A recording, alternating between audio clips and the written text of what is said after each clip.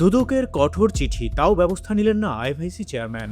আসলে কার ইশারায় হাজার কোটি টাকা লুটপাট আর অর্থ পাচার চলছিল আইএফআইসি ব্যাংকে? আজকের এই ভিডিওতে থাকছে ব্যাংক খাতের এই চাঞ্চল্যকর অনিয়মের বিস্তারিত। আইএফআইসি ব্যাংকের সাবেক ব্যবস্থাপনা পরিচালক শাহ আলম সারোয়ারের বিরুদ্ধে দুর্নীতি দমন কমিশন থেকে একাধিক চিঠি দেওয়া হয়েছিল, নির্দেশ দেওয়া হয়েছিল কঠোর ব্যবস্থা নেয়ার। কিন্তু আশ্চর্যের বিষয় হলো, দুদকের সেই চিঠি বা নির্দেশনা কোনোটিকেই পাত্তাই দেননি ব্যাংকটির তৎকালীন চেয়ারম্যান মেহমুদ হোসেন। ক্ষমতার অপব্যবহার, বেনামি কোম্পানির নামে হাজার কোটি টাকা ঋণ বরাদ্দ আর বিদেশে অর্থ পাচারের মতো গুরুতর সব অভিযোগের সত্যতা পাওয়ার পরও কেন নিশ্চুপ ছিলেন তিনি?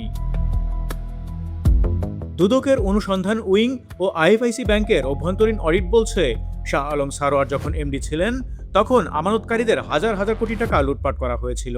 দুদকের চিঠিতে স্পষ্ট বলা হয়েছিল, বিতর্কিত ও জামানতবিহীন ঋণগুলোর বিষয়ে নিজস্ব অডিট টিমের মাধ্যমে উচ্চ পর্যায়ের তদন্ত করতে হবে এবং দায়ীদের বিরুদ্ধে ফৌজদারি ব্যবস্থা নিতে হবে।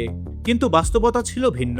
আইএফআইসি ব্যাংকের শীর্ষ নেতৃত্ব ও পরিচালনা পর্ষদের প্রভাবশালী অংশের সাথে সারোয়ারের ছিল গভীর ব্যক্তিগত সখ্যতা।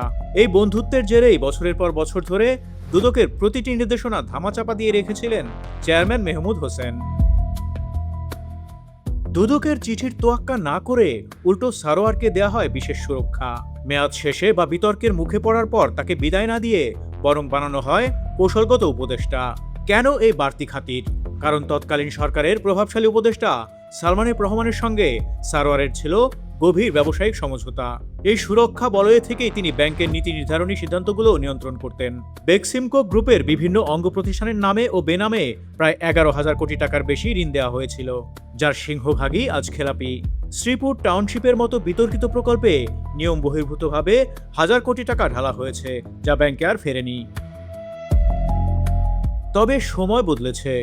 বাংলাদেশ ব্যাংকের হস্তক্ষেপে আইএফআইসি ব্যাংকের পুরনো বিতর্কিত পর্ষদ ভেঙে নতুন পর্ষদ গঠন করা হয়েছে। এখন নতুন পর্ষদ ও বাংলাদেশ ব্যাংকের যৌথ উদ্যোগে শুরু হয়েছে ফরেনসিক অডিট। এই অডিট রিপোর্ট হাতে এলেই সাবেক এমডি সারোয়ার এবং তার সুরক্ষা দেওয়া চেয়ারম্যান ও পরিচালকদের বিরুদ্ধে মানি লন্ডারিং ও দুর্নীতি আইনে কঠোর ব্যবস্থা নেওয়া হবে।